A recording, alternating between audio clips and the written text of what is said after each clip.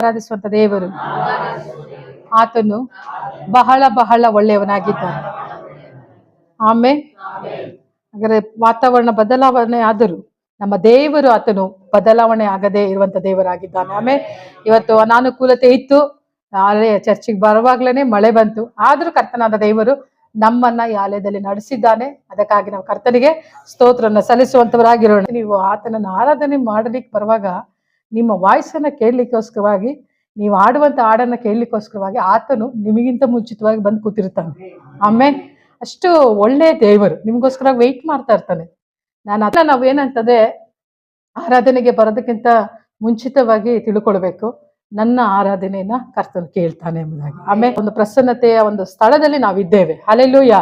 ನಾವು ಯಾವುದೋ ಒಂದು ಕಟ್ಟಡದ ಕೆಳಗೆ ಇಲ್ಲ, ದೇವರ ಪ್ರಸನ್ನತೆಯ ಒಳಗೆ ನಾವು ಇದ್ದೇವೆ. ಆಮೇಲೆ ಇದು ಏನಂತಂದ್ರೆ ಪರಲೋಕ ಎಲ್ಲಿದೆ ಅಂತ ಕೇಳಿದ್ರೆ, ಪರಲೋಕ ಎಲ್ಲಿದೆ ನಿಮ್ಗೆ ನಾನು ಕೇಳ್ತೀನಿ, ಪರಲೋಕ ಎಲ್ಲಿದೆ? ಪರಲೋಕ ನಮ್ಮೊಳಗೆ ಇದೆ. ನರಕ ಎಲ್ಲಿದೆ? ಪಾತಾಳದಲ್ಲಿದೆಯಾ? ನರಕ ಎಲ್ಲಿದೆ? ಪರಲೋಕನೂ ಭೂಮಿ ಮೇಲೆ ಇದೆ, ನರಕನೂ ಎಲ್ಲಿದೆ? ಭೂಮಿ ಮೇಲೇನಿದೆ. ನರಕ ಎಲ್ಲಿ? ಪರಲೋಕ ಮತ್ತೆ ನರಕ ಎರಡು ಏನಿದೆ ಇಲ್ಲೇ ಇದೆ. ಹಾಗಾಗಿ ಪರಲೋಕ ನೀನು ಆಡ್ಲಿಕ್ಕೋಸ್ಕರ, ನೀನು ಯಾವಾಗ ಬಾಯಿ ತೆರೆದು ಆರಾಧಿಸ್ತೀಯೋ ಆಗ ನಿನ್ನ ಹಾಡನ್ನ ಕೇಳಲಿಕ್ಕೆ ಪರಲೋಕ ಪಕ್ಕದಲ್ಲೇ ಸಿದ್ಧವಾಗಿರುತ್ತೆ. ಆಮೇಲೆ ಹಾಗಾಗಿ ಆರಾಧನೆಗೆ ಬರುವಾಗ ಉತ್ಸಾಹವಾಗಿರ್ರಿ. ದೇವರೇ ನಾನು ಚೆನ್ನಾಗಿ ಹಾಡಿ ಘನಪಡಿಸಿ ಅದು ನಿನ್ನ ನಾಮನ ಮಹಿಮೆ ಪಡಿಸಿ ನನ್ನ ಮನೆಗೆ ಹೋಗ್ಬೇಕು ಅನ್ನೋಂಥ ಒಂದು ಇದ್ರಲ್ಲಿ ಏನಂತಂದ್ರೆ ಇರಬೇಕು. ಸಮ್ಮುಖದಲ್ಲಿ ನಾವೆಷ್ಟು ಬಾಯಿ ತೆರೆದು ನಾವು ಆರಾಧಿಸ್ತೀವೋ, ಆರಾಧನೆ ಮಾಡೋದ್ರಿಂದ ದೇವರು ಮಹಿಮೆ ಹೊಂದುತ್ತಾನೆ. ಇನ್ನೊಂದು ನಮಗೊಂದು ಬೆನಿಫಿಟ್ ಇದೆ, ಏನಂತಂದ್ರೆ ನಮ್ಮ ಒಳಗೆ ಇರುವಂತ ವಿಷಕಾರಿ ಪದಾರ್ಥಗಳನ್ನ ಆಡುವಾಗ ಅದು ಹೊರಗೆ ಹಾಕುತ್ತಂತೆ. ಅರ್ಥ ಆಯ್ತಾ? ಟಾಕ್ಸಿನ್ಸ್ ಅಂತ ಏನ್ ಹೇಳ್ತಾರೋ ಅದೇನಾಗುತ್ತೆ ಅಂತಂದ್ರೆ ಹೊರಗೆ ಬರುತ್ತಂತೆ.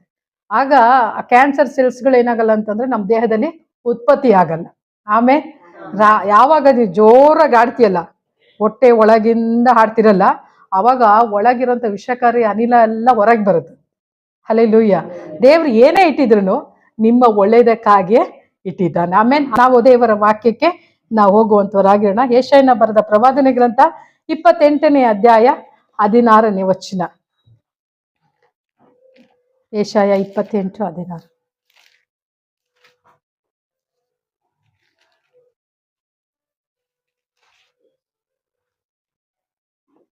ಕರ್ತನಾದ ಯೆಹೋವನು ಹೀಗೆ ಹೇಳುತ್ತಾನೆ, ಇಗೋ, ಪರೀಕ್ಷಿತವಾಗಿಯೂ ಮಾನ್ಯವಾಗಿಯೂ ಇರುವ ಮೂಲೆಗಲ್ಲನ್ನು ಚೀಯೋನಿನಲ್ಲಿ ಸ್ಥಿರವಾದ ಅಸ್ತಿವಾರವನ್ನಾಗಿ ಇಡುತ್ತೇನೆ. ಭರವಸೆ ಬಿಡುವವನು ಆತುರ ಪಡನು. ಎಲ್ಲರೂ ಸೇರಿ ವಾಕ್ಯನ ಓದೋಣ. ಮಾನ್ಯವಾಗಿಯೂ ಇರುವ ಮೂಲೆಗಲ್ಲನ್ನ ಚೀಯೋನಿನಲ್ಲಿ ಸ್ಥಿರವಾದ ಅಸ್ತಿವಾರವನ್ನಾಗಿ ಇಡುತ್ತೇನೆ, ಭರವಸೆ ಬಿಡುವನು ಆತುರ ಪಡನು. ಆಮೇಲೆ ಈ ವಾಕ್ಯದಲ್ಲಿ ನಾವು ನೋಡ್ತೇವೆ, ಕರ್ತನಾದ ಯೆಹೋವನು ಹೀಗೆನ್ನುತ್ತಾನೆ. ಹಾಗಾದ್ರೆ ದೇವರು ಹೇಳ್ತಾ ಇದ್ದಾನೆ, ನಾನು ಪರೀಕ್ಷಿತವಾಗಿಯೂ ಮಾನ್ಯವಾಗಿರುವ ಮೂಲೆಗಲ್ಲನ್ನ ಚೀಯೋನಿನಲ್ಲಿ ಸ್ಥಿರವಾಗಿ ಸಿದ್ಧಪಡಿಸಿದ್ದೇನೆ. ಆಮೇಲೆ ಹಾಗಾದ್ರೆ ಪರೀಕ್ಷಿತವಾದದ್ದು ಯಾವುದು, ಮಾನ್ಯವಾದದ್ದು ಯಾವುದು? ಹಾಗಾದ್ರೆ ದೇವರು ನಮಗೋಸ್ಕರವಾಗಿ ಇಟ್ಟಿರುವಂತ ಅಸ್ತಿವಾರ ಏನಿದೆ ಅಂತಂದ್ರೆ, ಆ ಅಸ್ತಿವಾರ ಪರೀಕ್ಷಿತವಾದದಂತೆ. ಅಂದ್ರೆ ಪರೀಕ್ಷಿತವಾದಂತಂದ್ರೆ ಅದು ಟೆಸ್ಟ್ ಮಾಡಿರುವಂಥದ್ದು. ಹಾಗಾದ್ರೆ ಶೋಧಿಸಲ್ಪಟ್ಟದ್ದನ್ನ ಮಾನ್ಯವಾಗಿರುವಂತ ಮೂಲೆಗಲ್ಲು ಎಂಬುದಾಗಿ ನಾವು ನೋಡ್ತೇವೆ. ಪರೀಕ್ಷಿತವಾದದ್ದು ಅಂತಂದ್ರೆ ಯೇಸು ಕ್ರಿಸ್ತನು ಅಲ್ವಾ, ಕಲ್ವಾರಿ ಶಿಲುಬೆಗೆ ಹೋಗುವುದಕ್ಕಿಂತ ಮುಂಚಿತವಾಗಿ ಆತನೇನಾದಂದ್ರೆ ಪರೀಕ್ಷಿತನಾದನು. ಆಮೇಲೆ ಆತನು ಶೋಧಿಸಲ್ಪಟ್ಟನು ಅಲ್ವಾ. ಅದಕ್ಕೆ ನಾವು ಗೆತ್ಸೆಮನೆ ತೋಟದಲ್ಲಿ ಆತನು ಪ್ರಾರ್ಥನೆ ಮಾಡ್ತಾ ಇದ್ದಾನೆ ಅಲ್ವಾ. ಅದನ್ನ ಹೇಳ್ತಿದ್ದಾನೆ, ಈ ಪಾತ್ರೆಯನ್ನು ನನ್ನಿಂದ ತೊಲಗಿಸಿ, ಸಾಧ್ಯವಾದ್ರೆ ತೊಲಗಿಸಿ. ಹಾಗಾದ್ರೆ ಆತನಿಗೆ ಏನಾಗ್ತಿದೆ ಅಂತಂದ್ರೆ ಶೋಧನೆ ಅನ್ನುವಂಥದ್ದು ಏನಾಗ್ತಿದೆ ಅಂತಂದ್ರೆ ಅಲ್ಲಿ ಬರ್ತಾ ಇದೆ. ನಾನು ಅದನ್ನ ಎದುರಿಸಲಿಕ್ಕೆ ಸಾಧ್ಯನಾ, ಶಿಲುಬೆಯ ಮರಣವನ್ನ ನಾನು ಎದುರಿಸಿ ನಿಲ್ಲಲಿಕ್ಕೆ ಸಾಧ್ಯನ ಎಂಬುದಾಗಿ ಆತನು ಏನಾಗ್ತಿದ್ದಾನೆ ಅಂದ್ರೆ ಬಹಳ ವ್ಯತೆ ಉಳ್ಳವನಾಗಿ ಆತನ ಅಲ್ಲಿ ಪ್ರಾರ್ಥಿಸ್ತಾ ಇದ್ದಾನೆ. ಏನ ಶಿಲುಬೆಗೆ ಯೇಸು ಕ್ರಿಸ್ತನು ಹೋಗ್ಬೇಕಂತಂದ್ರೆ ಎಲ್ಲರಿಂದಲೂ ಆತನು ಪರೀಕ್ಷಿತನಾಗ್ತಾನೆ ಅಲ್ವಾ. ಮಹಾಯಾಜಕರ ಒಟ್ಟಿಗೆ ಮತ್ತೆ ಇವರು ಏನಂತಂದ್ರೆ ಇಡೀ ಸಭೆಯವರ ಮುಂದೆ ಆತನೇನಾಗ್ತಾನೆ ಅಂತಂದ್ರೆ ಪರೀಕ್ಷಿತನಾಗಿ ಇರ್ತಾನೆ ಎಂಬುದಾಗಿ ನಾವು ನೋಡ್ತೇವೆ. ಅದಕ್ಕೆ ಯೆಶಾಯನು ಬರೆಯುವಾಗ ಹೇಳ್ತಾನೆ, ಆತನನ್ನ ವಧ್ಯಸ್ಥಾನಕ್ಕೆ ಒಯ್ಯಲ್ಪಡುವಂತ ಕುರಿಮರಿ ಹಾಗೆ ಆತನನ್ನ ಒಯ್ದರು, ಆತನ ಬಾಯಿಂದ ಒಂದು ಮಾತಾದರೂ ಬರಲಿಲ್ಲ ಎಂಬುದಾಗಿ. ಹಲ್ಲೆಲೂಯಾ. ದೇವರು ಆತನನ್ನ ಪರೀಕ್ಷಿಸುವಾಗ ಪಿಲಾತನ ಮುಂದೆ ನಿಲ್ಲಿಸ್ತಾ ಇದ್ದಾರೆ, ಅಧಿಕಾರಿಗಳ ಮುಂದೆ ನಿಲ್ಲಿಸ್ತಾ ಇದ್ದಾರೆ, ಆ ಮಹಾಯಾಜಕರ ಮುಂದೆ ನಿಲ್ಲಿಸುವಾಗಲೂ ಅವ್ರು ಏನ್ ಮಾಡ್ಲಿಲ್ಲ ಅಂತಂದ್ರೆ ಯೇಸು ಸ್ವಾಮಿ ಯಾರ ಬಳಿಯೂ ಏನಂತಂದ್ರೆ ವಾಗ್ವಾದ ಮಾಡ್ಲಿಲ್ಲ, ಆತನು ಮೌನವಾಗಿಯೇ ಇದ್ದ ಎಂಬುದಾಗಿ ನಾವು ನೋಡ್ತೇವೆ. ಹಾಗಾದ್ರೆ ಆತನು ಪರೀಕ್ಷಿತನಾದ ಎಂಬುದಾಗಿ ನೋಡ್ತೇವೆ. ಆತನಿಗೆ ಈ ಭೂಮಿಯಲ್ಲಿ ಜೀವಿಸಿದಾಗ ನಮ್ಮ ಹಾಗೆಯೇ ಆತನು ಶೋಧನೆಗೆ ಒಳಗಾಗದನು, ಪಾಪ ಮಾತ್ರ ಮಾಡಲಿಲ್ಲ. ಹಲ್ಲೆಲೂಯಾ. ಎಲ್ಲಾ ರೀತಿಯ ಶೋಧನೆಯನ್ನ ಈ ಲೋಕದಲ್ಲಿ ಇದ್ದಾಗ ಆತನ ಅನುಭವಿಸಿದ್ದ. ಆಮೇನ್. ಆದ್ರೆ ಯೇಸು ಕ್ರಿಸ್ತನ ಜೀವನವನ್ನ ನೋಡುವಾಗ ಯೇಸು ಸ್ವಾಮಿ ಬಂದು ಶಿಷ್ಯರೊಟ್ಟಿಗೆ ಆತನ ಇದ್ದ. 12 ಮಂದಿ ಶಿಷ್ಯರೊಟ್ಟಿಗೆ ಇರುವಾಗಲೂ 12 ಮಂದಿಯಲ್ಲಿ ಒಬ್ಬ ಏನ್ ಮಾಡ್ದ ಅಂತಂದ್ರೆ ಆತನಿಗೆ ದ್ರೋಹವನ್ನ ಮಾಡಿದ ಅಲ್ವಾ. ಆತನೊಟ್ಟಿಗೆ ಇದ್ದು ಆತನಿಗೆ ಏನ್ ಮಾಡ್ದ ಅಂತಂದ್ರೆ ಏನಂತಾರಲ್ಲ, ನಮ್ ಜೊತೆಲೇ ಇದ್ದು ನಮ್ಗೆ ಆಪಿಟ್ಟ ಅಂತ ಹೇಳ್ತಾರಲ್ಲ, ಆ ರೀತಿಯಾಗಿ ಅವನ್ ಏನ್ ಮಾಡ್ತಾನೆ ಅಂತಂದ್ರೆ ಯೇಸುವಿಗೆ ಏನ್ ಮಾಡ್ಬಿಟ್ಟ ಅಂತಂದ್ರೆ ಆತನಿಗೆ ಹಿಡ್ಕೊಡ್ಲಿಕ್ಕೆ ಏನ್ ಮಾಡ್ತಾನೆ ಅವನು ದಾರಿ ಮಾಡಿಬಿಡ್ತಾನೆ ಅಲ್ವಾ.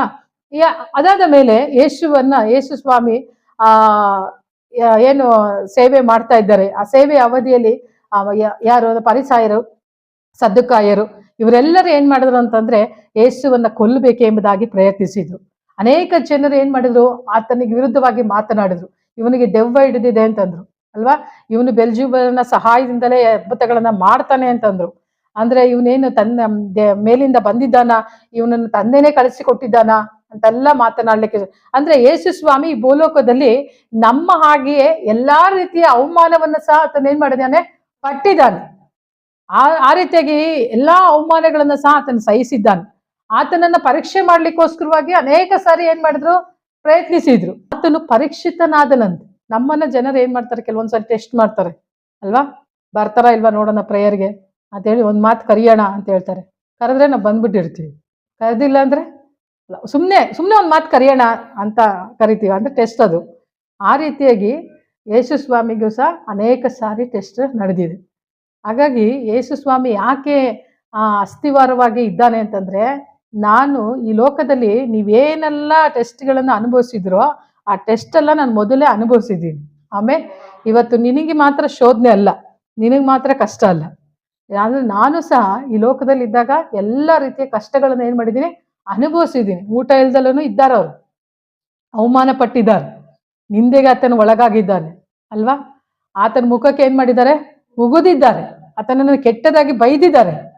ಆದ್ರೂ ಸಹ ಆತನ ಏನ್ ಮಾಡಿದ, ಮೌನವಾಗಿಯೇ ಇದ್ದ. ಎಲ್ಲವನ್ನ ತಾಳ್ಮೆಯಿಂದ ಆತನು ಸಹಿಸಿದ. ಅದಕ್ಕೆ ಯೆಶಾಯನು ಬರೆಯುವಾಗ ಹೇಳ್ತಾನೆ, ಆತನು ಪರಿಶುದ್ಧನಾಗಿದ್ದಾನೆ. ಎರಡನೇದಾಗಿ ನೋಡುವಾಗ ಮಾನ್ಯವಾಗಿ ಇರುವ ಮೂಲೆಗಲ್ಲು, ಪರೀಕ್ಷಿತವಾದಂತ ಮೂಲೆಗಲ್ಲು. ಎರಡನೇದು ಮಾನ್ಯವಾಗಿರೋದು. ಮಾನ್ಯ ಅಂತಂದ್ರೆ ಗೌರವಕ್ಕೆ ಪಾತ್ರವಾಗಿರುವಂಥದ್ದು. ಇಡೀ ಪರಲೋಕಕ್ಕೆ ಗೌರವ ಉಳ್ಳಂಥದ್ದು ಒಂದು ಬಹುಮಾನ ಅಂತ ಹೇಳಿದ್ರೆ ಯೇಸು ಕ್ರಿಸ್ತನೇ. ಆ ಒಂದು ಏನಂತಂದ್ರೆ ಪರಲೋಕಕ್ಕೆ ಒಂದು ದೊಡ್ಡ ಬೊಕ್ಕಸ, ಅದೊಂದು ಟ್ರೆಸರ್ ಅಂತ ಹೇಳ್ಬೇಕಂತಂದ್ರೆ ಅದು ಯಾರು ಅಂತಂದ್ರೆ ಯೇಸು ಕ್ರಿಸ್ತನೇ ಆಗಿದ್ದಾನೆ. ಆಮೇಲೆ ಅಂತ ಒಂದು ಯೇಸು ಕ್ರಿಸ್ತನನ್ನ ತಂದೆಯಾದ ದೇವರು ಈ ಲೋಕದ ಮೇಲೆ ಪ್ರೀತಿಯನ್ನು ಇಟ್ಟು ಏನು ಪರಲೋಕಕ್ಕೆ ವಿಶೇಷವಾಗಿತ್ತು, ಆ ವಿಶೇಷವಾದದ್ದನ್ನೇ ಏನ್ ಮಾಡ್ದ, ಲೋಕಕ್ಕೋಸ್ಕರವಾಗಿ ಆತನ ಕಳಿಸಿಕೊಟ್ಟ. ಆಮೇಲೆ ಹಾಗಾದ್ರೆ ಇವತ್ತು ದೇವರ ವಿಷಯದಲ್ಲಿ ನಾವ್ ಹೇಳ್ಬೇಕಂತಂದ್ರೆ ಆತನು ಒಂದು ತ್ಯಾಗಮಯಿ. ಹಲ್ಲೆಲೂಯಾ. ಆತನ ತ್ಯಾಗ ಏನಂತಂದ್ರೆ ವರ್ಣಿಸಲಿಕ್ಕೆ ಸಾಧ್ಯವಿಲ್ಲ. ಯಾಕಂದ್ರೆ ಈ ಮಾನ್ಯವಾದದ್ದು ಅಂತಂದ್ರೆ ಶ್ರೇಷ್ಠವಾಗಿ ಎಣಿಸಿಕೊಳ್ಳಲ್ಪಟ್ಟವನು. ಇವತ್ತು ಪರಲೋಕಕ್ಕೆ ಏನಂತಂದ್ರೆ ಪರಲೋಕಕ್ಕೆ ಅಸ್ಥಿವಾರ ಅಂತಂದ್ರೆ ಯೇಸು ಕ್ರಿಸ್ತನೇ ಆಗಿದ್ದಾನೆ. ಅಂತ ಒಂದು ಅಸ್ಥಿವಾರನ್ನೇ ಏನ್ ಮಾಡಿದ್ದಾರೆ ಅಂತಂದ್ರೆ ಇವತ್ತು ನಮಗೋಸ್ಕರವಾಗಿ ಆತನ ಕೊಟ್ಟಿದ್ದಾನೆ. ಆಮೇಲೆ ಈ ವಾಕ್ಯದಲ್ಲಿ ನಾವು ನೋಡ್ತೇವೆ, ಪರೀಕ್ಷಿತವೂ ಮಾನ್ಯವಾಗಿಯೂ ಇರುವ ಮೂಲೆಗಲ್ಲನ್ನ ಚಿಯೋನಿನಲ್ಲಿ ಸ್ಥಿರವಾದ ಅಸ್ಥಿವಾರವನಾಗಿ ನಾನು ಇಡುತ್ತೇನೆ ಅಂಬಿದ್ದಾನೆ. ಎರಡನೇದು ಶ್ರೇಷ್ಠವನಾಗಿಯೂ ಇದ್ದಾನೆ. ಇಲ್ಲಿ ಅವಮಾನ ಇದೆ, ಮತ್ತೇನಿದೆ, ಏನಿದೆ, ಮತ್ತೆ ಸನ್ಮಾನನೂ ಇದೆ ಅಲ್ವಾ. ಇಲ್ಲಿ ಅವಮಾನನ ಕರ್ತನ ಹೇಳ್ತಿದ್ದಾನೆ, ಎಷ್ಟು ಅವಮಾನ ಪಟ್ಟ. ಎರಡನೇದು ಪರಲೋಕದಲ್ಲಿ ಆತನಿಗೆ ಸನ್ಮಾನವೂ ಇದೆ. ಹಲ್ಲೆಲೂಯಾ. ಹಾಗೆಯೇ ಈ ಮೂಲೆಗಳನ್ನ ನಂಬಿರುವಂತ ನಿನಗೆ ಈ ಲೋಕದಲ್ಲಿ ಏನಂತಂದ್ರೆ ಅವಮಾನ ಇದ್ದೇ ಇರುತ್ತೆ.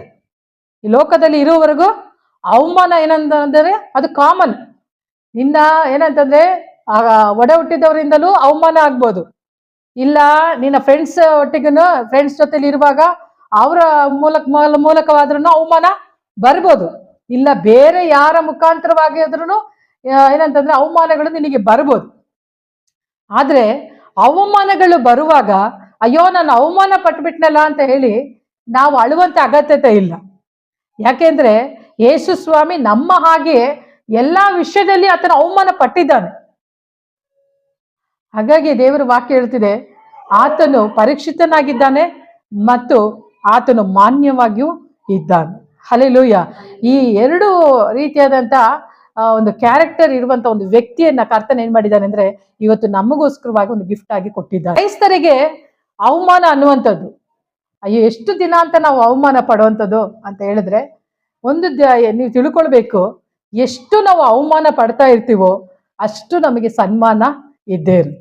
ಯಾರು ನಮ್ಮನ್ನ ಅವಮಾನ ಪಡಿಸ್ತಾರೋ ಅವರ ಮುಂದೆಯೇ ಕರ್ತನ ಏನ್ ಮಾಡ್ತಾರೆ ಅಂತಂದ್ರೆ ನಮ್ಮನ್ನ ಸನ್ಮಾನ ಪಡಿಸುವ ಆತನಾಗಿದ್ದಾನೆ. ಆಮೇಲೆ ಯಾರು ನಮ್ಮನ್ನ ಅವಮಾನ ಪಡಿಸ್ತಾರೋ ಅವರೇ ಹೇಳ್ತಾರೆ ಇವರು ಮಾನ್ಯರು, ಇವರು ಗೌರವಕ್ಕೆ ಪಾತ್ರರು ಎಂಬುದಾಗಿ. ಹೀಗೆ ಕರ್ತನು ಮಾಡುವಂತ ದಿನಗಳು ಅತಿ ಸಮೀಪವಾಗಿದೆ. ಅದಕ್ಕೆ ಕರ್ತನು ಹೇಳ್ದ, ಶ್ರೇಷ್ಠವಾದದ್ದನ್ನ ಸಹ ನಾನು ನಿನಗೆ ಕೊಟ್ಟಿದ್ದೇನೆ, ಪರೀಕ್ಷಿತವಾಗಿದ್ದನ್ನು ನಾನು ಕೊಟ್ಟಿದ್ದೇನೆ. ಅದು ಯಾವುದು ಅಂತಂದ್ರೆ ಸ್ಥಿರವಾದಂತ ಮೂಲೆಗಲ್ಲಾಗಿದೆ. ಹಲ್ಲೆಲೂಯಾ. ಸ್ಥಿರವಾದ ಅಸ್ಥಿವಾರವನ್ನಾಗಿ ಇಡುತ್ತೇನೆ, ಭರವಸೆ ಬಿಡುವನು ಆತುರ ಪಡನು ಎಂಬುದಾಗಿ. ಹಲ್ಲೆಲೂಯಾ. ಸಭೆಗೆ ಅಸ್ಥಿವಾರ ಯಾರು? ಯೇಸು ಕ್ರಿಸ್ತನಾಗಿದ್ದಾನೆ ಅಲ್ವಾ. ಮನೆಗೆ ಬಂದು ಅಸ್ಥಿವಾರ ಹಾಕಿದ್ರೆ ಮಾತ್ರನೇ ಆ ಮನೆ ಏನಾಗ್ಲಿಕ್ಕೆ ಸಾಧ್ಯ, ಸ್ಥಿರವಾಗಿರ್ಲಿಕ್ಕೆ ಸಾಧ್ಯ, ಆ ಮನೆಯನ್ನ ಕಟ್ಲಿಕ್ಕೆ ಸಾಧ್ಯ. ಅಸ್ಥಿವಾರವಿಲ್ಲದೆ ಮನೆ ಕಟ್ಲಿಕ್ಕೆ ಆಗುತ್ತಾ? ಅಸ್ಥಿವಾರ ಇಲ್ಲದೆ ಮನೆ ಕಟ್ಲಿಕ್ಕೆ ಸಾಧ್ಯನಾ? ಅಸ್ಥಿವಾರ ಅಂದ್ರೇನು ಗೊತ್ತಾ? ಏನು? ಪರವಾಗಿಲ್ಲ. ಫೌಂಡೇಶನ್ ಇಲ್ದಲೆ ಏನಂತಂದ್ರೆ ಮನೆ ಕಟ್ಲಿಕ್ಕೆ ಆಗೋದೇ ಇಲ್ಲ. ಆದ್ರೆ ಆ ಫೌಂಡೇಶನ್ ಬಹಳ ಮುಖ್ಯ. ಹಾಗೆ ಕ್ರೈಸ್ತ ಜೀವಿತದಲ್ಲಿಯೂ ನಮಗೆ ಫೌಂಡೇಶನ್ ಅನ್ನೋಂಥದ್ದು ಬಹಳ ಮುಖ್ಯ. ಅದಕ್ಕೆ ತಂದೆಯಾದ ದೇವರು ಯೋಚನೆ ಮಾಡಿ ಯಾರನ್ನ ಅಸ್ಥಿವಾರವಾಗಿ ಕೊಡಬೇಕು ಅಂತ ಹೇಳಿ ತನ್ನ ಏಕಕುಮಾರನನ್ನೇ ಈ ಲೋಕಕ್ಕೆ ಕಳಿಸಿ ಆತನನ್ನೇ ನಮಗೆ ಅಸ್ಥಿವಾರವಾಗಿ ಕೊಟ್ಟಿದ್ದಾನೆ. ಆಮೇಲೆ ಅಸ್ಥಿವಾರ ಚೆನ್ನಾಗಿದ್ರೆ ಮನೇನ ನೀನ್ ಹೇಗೆ ಬೇಕಾದ್ರೂ ಡಿಸೈನ್ ಮಾಡ್ಬೋದು, ಮನೇನ ನೀನ್ ಹೇಗೆ ಬೇಕಾದ್ರೂ ಕಟ್ಬೋದು. ಯಾಕಂದ್ರೆ ಕ್ರಿಸ್ತನೆಂಬ ಪುನಾದಿ ನಿನಗೇನಿದೆ ಅಂತಂದ್ರೆ ಅಡಿಪಾಯ ಇದೆ. ಹಲ್ಲೆಲೂಯಾ. ಆ ಅಡಿಪಾಯ ಇರುವವರೆಗೂ ನೀನು ಮನೆ ಮೇಲೆ ಎಷ್ಟೇ ಎತ್ತರಕ್ಕೆ ಕಟ್ಟಿದ್ರು ನೀನು ಸೇಫ್ಟಿಯಾಗೇ ಇರ್ತೀಯ. ಹಲ್ಲೆಲೂಯಾ. ನಿನ್ನ ಆತ್ಮಿಕ ಜೀವಿತವನ್ನ ನೀನು ಎಬ್ಬಿಸಿ ನಿಲ್ಲಿಸುವಂಥದ್ದು ಯಾರ ಕೈಯಲ್ಲಿದೆ ಅಂತಂದ್ರೆ ನಿನ್ನ ಕೈಯಲ್ಲೇ ಇದೆ. ಅಸ್ಥಿವಾರ ಆಲ್ರೆಡಿ ಕ್ರಿಸ್ತನೆಂಬ ಅಸ್ಥಿವಾರವನ್ನ ತಂದೆಯಾದ ದೇವರು ಹಾಕಿಬಿಟ್ಟಿದ್ದಾನೆ. ಅದರ ಮೇಲೆ ನೀನ್ ಏನ್ ಮಾಡ್ಬೇಕು ಅಂತಂದ್ರೆ ಮನೆಯನ್ನ ಕಟ್ಟುವಂತವರಾಗಿರ್ಬೇಕು. ಯೇಸು ನನಗೆ ಇದ್ದಾನೆ, ಆಮೇಲೆ ಆತನೇ ನನಗೆ ಆಧಾರನಾಗಿದ್ದಾನೆ. ಆತನಿರುವಾಗ ನನಗೆ ಯಾವ ಚಿಂತೆ ನನಗೆ ಇಲ್ಲ. ಅಂದ್ರೆ ಏನೇ ಬಂದ್ರು ಅವ್ನು ಏನಾಗಿರ್ತಾನೆ ಅಂತಂದ್ರೆ ಕರ್ತನ ಮೇಲೆ ನಂಬಿಕೆ ಇಟ್ಟಿರ್ತಾನೆ. ಅವನ ಮನಸ್ಸು ಏನಾಗೋದಿಲ್ಲ, ಕದಲೋದೇ ಇಲ್ಲ, ಸ್ಥಿರವಾಗಿಯೇ ಇರ್ತಾನೆ. ಬರುವಾಗ ಇಲ್ಲ ಅನಾರೋಗ್ಯಗಳು ಬರುವಾಗ ಅಲ್ವಾ, ಇಲ್ಲ ಮರಣಗಳು ಸಂಭವಿಸುವಾಗ ನಮಗೇನಾಗುತ್ತೆ ಅಂತಂದ್ರೆ ಮರಣದ ವಿಷಯ ಕೇಳಿದ ಕೂಡಲೇ ಏನಾಗುತ್ತೆ, ನಮಗೆ ಟೆನ್ಷನ್ ಆಗುತ್ತಲ್ವಾ. ಅದಕ್ಕೆ ಏನಂದ್ರೆ ಚಟಪಟ ಆಗುತ್ತೆ ಅಂತಾರಲ್ಲ, ಶರೀರ ಎಲ್ಲ ಒಂಥರ ಆಗುತ್ತಲ್ವಾ. ಆ ರೀತಿಯಾಗಿ ಏನಂತಂದ್ರೆ ಸ್ಥಿರ ಇರಲ್ಲ ಅವಾಗ ಮನಸ್ಸೇನಾಗಲ್ಲ, ಸ್ಥಿರವಾಗಿರೋದಿಲ್ಲ. ಏನಾದ್ರೂ ನಿಮ್ಮ ಬಗ್ಗೆ ಯಾರಾದ್ರೂ ಏನಾದ್ರು ಮಾತಾಡ್ಬಿಟ್ರೆ ನಿಮ್ಗೆ ಏನಾಗುತ್ತೆ ಅಂತಂದ್ರೆ ಮನಸ್ಸು ಕಾನ್ಸಂಟ್ರೇಷನ್ ಮಾಡೋಕ್ಕಾಗಲ್ಲ, ಸ್ಥಿರವಾಗಿ ಇರೋದಿಲ್ಲ ಆಗ. ಆದ್ರೆ ಯಾರು ಕ್ರಿಸ್ತನಲ್ಲಿ ಇರ್ತಾರೋ ಅವ್ರ ಮನಸ್ಸು ಏನಾಗಿರುತ್ತೆ ಅಂತಂದ್ರೆ ಎಲ್ಲ ಸಮಯದಲ್ಲೂ ಅದು ಸ್ಥಿರವಾಗಿಯೇ ಇರುವಂತದ್ದಾಗಿರುತ್ತೆ. ಆಮೇಲೆ ಎಲ್ರು ಇಲ್ಲಿ ವಾಕ್ಯ ಹೇಳ್ತಿದೆ, ನೀವು ಕ್ರಿಸ್ತನೆಂಬ ಒಂದು ಬಂಡೆಯ ಮೇಲೆ ನಿಮ್ಮ ಮನೆಯನ್ನ ನೀವು ಕಟ್ಟುವುದಾದ್ರೆ ಈ ಲೋಕದಲ್ಲಿ ಯಾರು ಏನೇ ಹೇಳಿದ್ರು ಸರಿಯೇ, ನಿಮ್ಮ ಮನಸ್ಸು ಏನಾಗಿರುತ್ತೆ ಅಂತಂದ್ರೆ ಸ್ಥಿರವಾಗಿಯೇ ಇರುವಂತದ್ದಾಗಿರುತ್ತೆ. ಆಮೇಲೆ ಯಾಕೆಂದ್ರೆ ನಿನಗೆ ಗೊತ್ತು ನಾನು ಯಾರು ಅಂತಂದ್ರೆ ನಾನು ಕ್ರಿಸ್ತನೆಂಬ ಬಂಡೆ ಮೇಲೆ ನಾನು ಕಟ್ಟಲ್ಪಟ್ಟಿದ್ದೇನೆ. ಆ ಬಂಡೆ ಮೇಲೆ ಕಟ್ಟಲ್ಪಟ್ಟಿದ್ರಿಂದ ನಾನು ಎಂತ ಸಂಗತಿಗಳಿಗಾದ್ರೂ ನಾನು ಅಲ್ಲುಗಾಡುವುದೇ ಇಲ್ಲ. ಏನಂತಂದ್ರೆ ಅಂತ ಪರಿಸ್ಥಿತಿಗಳಲ್ಲಿ ನಾನು ಏನಾಗಿರ್ತೇನೆ ಅಂತಂದ್ರೆ ಧೈರ್ಯವಾಗಿಯೇ ಇರ್ತೇನೆ.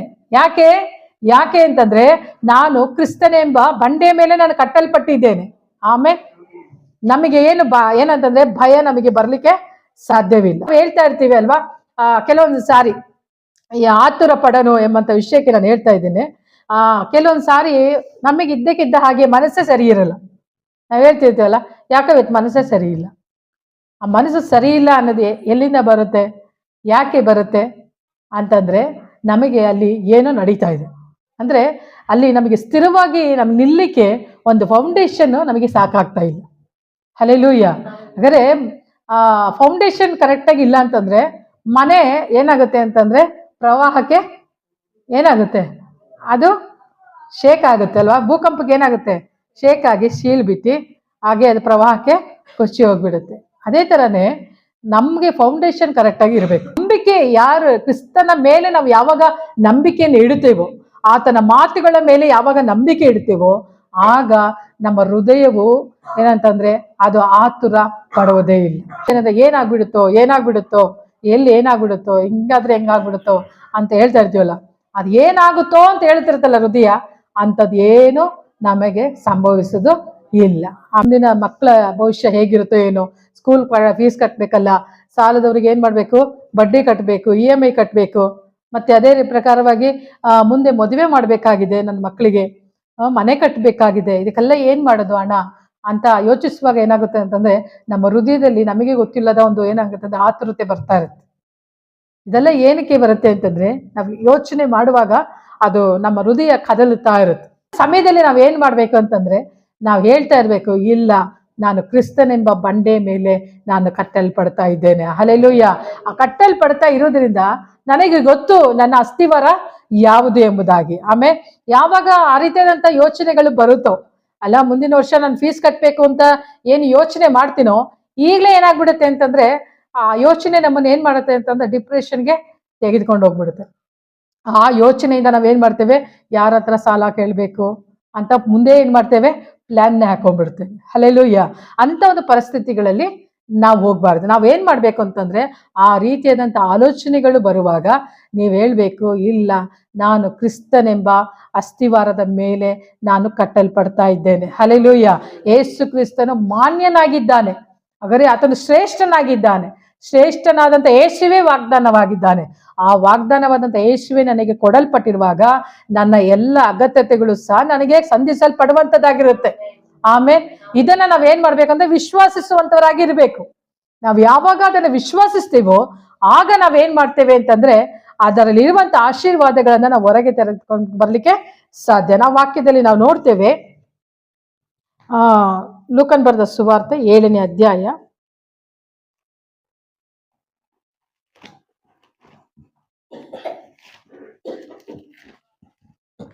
ಅವುಗಳಂತೆ ನಡೆಯುವವನು ಯಾರಿಗೆ ಸಮಾನನೆಂಬುದನ್ನು ನಿಮಗೆ ತೋರಿಸುತ್ತೇನೆ. ಅವನು ಆಳವಾಗಿ ಅಗಿದು ಬಂಡೆಯ ಮೇಲೆ ಅಸ್ತಿವಾರವನ್ನು ಹಾಕಿ ಮನೆ ಕಟ್ಟಿದವನಿಗೆ ಸಮಾನನು. ಹೊಳೆ ಬಂದು ಪ್ರವಾಹವು ಆ ಮನೆಗೆ ಬಡಿದಾಗ್ಯೂ ಅದು ಚೆನ್ನಾಗಿ ಕಟ್ಟಿದ್ದರಿಂದ ಆ ಪ್ರವಾಹವು ಅದನ್ನು ಅಲ್ಲಾಡಿಸಲಾರದೆ ಹೋಯಿತು. ಆದರೆ ನನ್ನ ಮಾತುಗಳನ್ನು ಕೇಳಿಯೂ ಅವುಗಳಂತೆ ನಡೆಯದಿರುವವನು ಅಸ್ತಿವಾರವಿಲ್ಲದೆ ನೆಲದ ಮೇಲೆ ಮನೆ ಕಟ್ಟಿದವನಿಗೆ ಸಮಾನನು. ಪ್ರವಾಹವು ಅದಕ್ಕೆ ಬಡಿಯಿತು, ಬಡಿದ ಕೂಡಲೇ ಅದು ಕುಸಿದು ಬಿದ್ದು ಪೂರಾ ಹಾಳಾಯಿತು. ಇಲ್ಲಿ ನಾವು ನೋಡ್ತೇವೆ, ದೇವರ ವಾಕ್ಯದಲ್ಲಿ ನಾವು ನೋಡ್ತೇವೆ, ಅವನು ಆಳವಾಗಿ ಅಗೆದು ಬಂಡೆ ಮೇಲೆ ಅಸ್ತಿವಾರವನ್ನು ಹಾಕಿ ಮನೆ ಕಟ್ಟಿದವನಿಗೆ ಸಮಾನನಾಗಿರ್ತಾನೆ. ಯಾರು ಅಂತಂದ್ರೆ ನನ್ನ ಮಾತುಗಳನ್ನ ಕೇಳಿ ಅವುಗಳಂತೆ ನಡೆಯುವನು. ಹಲ್ಲೆಲೂಯಾ. ಯಾವಾಗ ನಮಗೆ ಚಿಂತೆ ಇಲ್ಲ, ರೋಗಗಳು ಇಲ್ಲ, ಸಮಸ್ಯೆಗಳು ಇಲ್ಲ, ಭವಿಷ್ಯತ್ತಿನ ಭಯವು ನಮಗೆ ಬರುತ್ತೋ ಅಂಥ ಸಮಯದಲ್ಲಿ ನಾನು ಕ್ರಿಸ್ತನೆಂಬ ಬಂಡೆ ಮೇಲೆ ನಾನು ಕಟ್ಟಲ್ಪಡ್ತಾ ಇದ್ದೇನೆ ಅಂದ್ರೆ ದೇವರ ವಾಕ್ಯಗಳ ಮೂಲಕವಾಗಿ ನನ್ನ ಮನೆಯನ್ನು ನಾನು ಕಟ್ಕೊಳ್ತಾ ಇದ್ದೇನೆ. ಹಾಗಾಗಿ ನನಗೆ ಏನಂತಂದ್ರೆ ಈ ಲೋಕದ ಇರುವಂತ ಯಾವ ಸಮಸ್ಯೆ ನನ್ನನ್ನು ಮುಟ್ಲಿಕ್ಕೆ ಸಾಧ್ಯವಿಲ್ಲ ಎಂಬುದಾಗಿ ನೀವು ಬಿಲೀವ್ ಮಾಡುವಾಗ ಏನಾಗುತ್ತೆ ಅಂತಂದ್ರೆ ನಿಮ್ಮ ಏನಾಗುತ್ತೆ, ಮನೆ ಬಂದು ಸುರಕ್ಷಿತವಾಗಿ ಇರುವಂತದ್ದಾಗಿರುತ್ತೆ. ಹಲ್ಲೆಲೂಯಾ. ಅದು ಯಾವ ಪ್ರವಾಹ ಬಂದರೂ ನಿಮ್ಮನ್ನ ಏನ್ ಮಾಡ್ಲಿಕ್ಕೆ ಸಾಧ್ಯವಿಲ್ಲ, ಬೀಳಿಸ್ಲಿಕ್ಕೆ ಸಾಧ್ಯನೇ ಇಲ್ಲ. ಯಾರು ಹೇಳಿದ್ರೂ ಏನಾಗಲ್ಲ ಅಂತಂದ್ರೆ ನಿಮ್ಮನ್ನ ಶೇಕ್ ಮಾಡ್ಲಿಕ್ಕೆ ಸಾಧ್ಯನೇ ಇಲ್ಲ. ಹಲ್ಲೆಲೂಯಾ. ಕೆಲವೊಂದು ಸಾರಿ ನಾವು ಆಸ್ಪತ್ರೆಗೆ ಹೋಗಿರ್ತೇವೆ ಅನ್ಕೊಳ್ಳೋಣ, ಹಾಸ್ಪಿಟ್ಲಿಗೆ ಹೋಗುವಾಗ ಬ್ಲಡ್ ತಗೊಳ್ತಾರೆ ಅನ್ಕೊಳ್ರಿ. ಬ್ಲಡ್ ತಗೊಂಡ್ಮೇಲೆ ನಮಗೆ ಏನ್ ಅನ್ಸುತ್ತೆ, ಆ ರಿಪೋರ್ಟ್ ಬರೋವರೆಗೂ ಏನಾಗ್ತಿರುತ್ತೆ, ರಿಪೋರ್ಟ್ ಬರೋರ್ಗೆ ಏನಾಗುತ್ತೆ, ಪಕ್ಕ ಅನ್ನುತ್ತಾ. ರಿಪೋರ್ಟ್ ಬರೋರ್ಗೆ ಏನಾಗುತ್ತೆ ಅಂತಂದ್ರೆ ಪಕ್ಕ ಅಂತ ಇರುತ್ತೆ ಅವ್ರಿಗೆ. ಯಾಕೆ ಅಂದ್ರೆ ಭಯ ಅಲ್ವಾ, ಏನಾಗುತ್ತೋ ಮುಂದೆ, ಏನ್ ಹೇಳ್ಬಿಡ್ತಾರೋ ಆ ರೀತಿಯಾದಂತ ಒಂದು ಟೆನ್ಷನ್ ಏನಾಗುತ್ತೆ ಅಂತಂದ್ರೆ ನಮಗೆ ಬರ್ತಾ ಇದೆ ಅಲ್ವಾ. ಅದಕ್ಕೆ ದೇವರ ವಾಕ್ಯ ಹೇಳುತ್ತೆ, ಯಾವನು ನನ್ನ ಮಾತುಗಳನ್ನ ಕೇಳಿ ಅದರಂತೆ ನಡೆಯುತ್ತಾನೋ ಅವನು ಎಂತ ಪ್ರವಾಹಕ್ಕಾದ್ರೂ ಅವನು ಬಿದ್ದು ಹೋಗೋದಿಲ್ಲ. ಹಲ್ಲೆಲೂಯಾ. ಒಂದು ವೇಳೆ ಅಂತ ಸಮಯದಲ್ಲಿ ಇಲ್ಲ, ನನ್ನ ದೇವರು ನನ್ನ ಕುರಿತಾಗಿ ಆತನು ಮಾತನಾಡಿದ್ದಾನೆ, ನಾನು ಆತನ ಬಾಸುಂಡೆಗಳಿಂದ ಗುಣವಾಗಿದ್ದೇನೆ ಎಂಬುದಾಗಿ ಹೇಳುವಾಗ ಕರ್ತನಾದ ದೇವರು ನಿನ್ನ ಮನೆಯನ್ನ ಸ್ಥಿರಪಡಿಸುವಾತನಾಗಿದ್ದಾನೆ. ಆಮೇಲೆ ಯಾವಾಗ ವಾಕ್ಯವನ್ನ ಹಿಡಿದು ನೀವು ಪ್ರಾರ್ಥನೆ ಮಾಡ್ತಿರೋ, ಯಾವಾಗ ವಾಕ್ಯದ ಮೇಲೆ ನಿಲ್ತಿರೋ, ಆಗ ಏನಾಗುತ್ತೆ ಅಂತಂದ್ರೆ ನಿಮ್ಮ ಫೌಂಡೇಶನ್, ನಿಮ್ಮ ಮನೆ ಏನಾಗಿರುತ್ತೆ, ಗಟ್ಟಿಯಾಗಿ ಇರುವಂತದ್ದಾಗಿರುತ್ತೆ. ಹಲ್ಲೆಲೂಯಾ.